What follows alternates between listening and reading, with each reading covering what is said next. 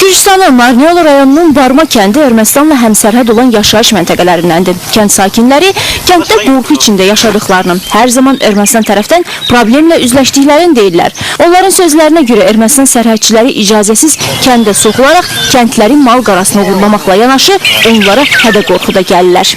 Ermənilər gəlir, düz bax bu meşənin ayağına qədər gəlir, deyir bizimdir. Amma heç vaxt elə deyil, biz çox xahiş edirik bu şeylərə baxsınlar. Bizim əmin Musa bulağı var, bu dəqiqə bir 2 kilometr gedəndə gözəl bir səfalı yerdə ermənilər tərəfindən zəbt olubdur. Qeyd edək ki, Burma kəndi hər iki tərəfdən Ermənistanla həmsərhəddir. Sakinlərin dediyinə görə may ayının 6-sında 2 erməni sərhədçiləri kəndə soxularaq sakinlərin mal qarasını aparmağa cəhd ediblər. Lakin kənd əhalisinin təzyiqi nəticəsində mal qaranı geri qaytarmaq mümkün olub. Amma deyəsən oğurlanan yalnızca mal qara deyil. Sakinlərin dediyinə inansaq 1990-cı ildən bu yana qeyri-müəyyən şəraitdə 8 nəfər Azərbaycanlı güllələnib, 4 nəfər isə itkin düşüb.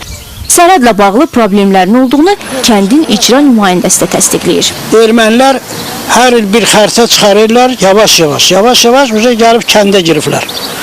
Biz də dəfələrlə Azərbaycana da bildirmişik, Gürcüstana da bildirmişik. Gürcüstan Sərhəd Polisinin Sərhəd Təhlükəsizliyi və Nəzarət Şöbəsinin rəisi Vaxtant Tatuaşvili də sərhəddə malqaranın yoxa çıxması faktını etiraf edir. Lakin onun fikrincə səbəblər başqadır.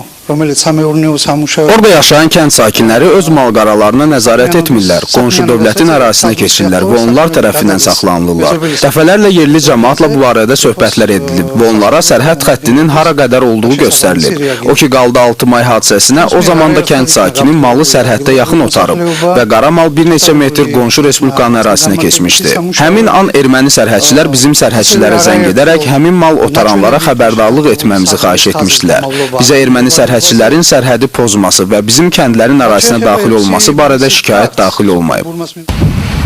Sərhəd xidmətinin ermənilər tərəfindən irəli çəkilməsinə gəldikdə isə cənab Tatuaşvili bu ərazilərin 2 ölkənin dövlət komissiyaları tərəfindən razılaşdırıldığını, Sərhəd xidməti və Xaricilər Nazirliyi tərəfindən isə təsdiq olunduğunu vurğuladı. O sərhədlərin pozulması ilə bağlı məlumatların həqiqətə uyğun olmadığını söylədi.